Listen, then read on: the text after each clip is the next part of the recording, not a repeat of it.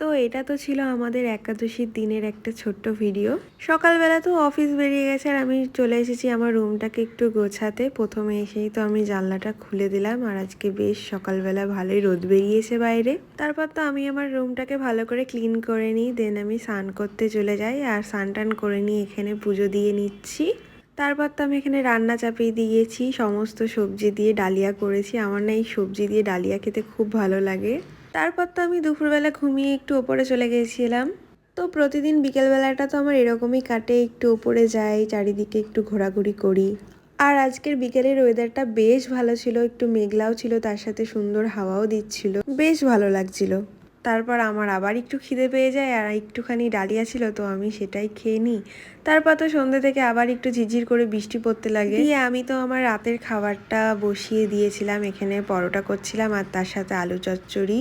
তো আমাদের তো ওই দিনটা এমনই কেটেছে। তো আজকের মতো বাই।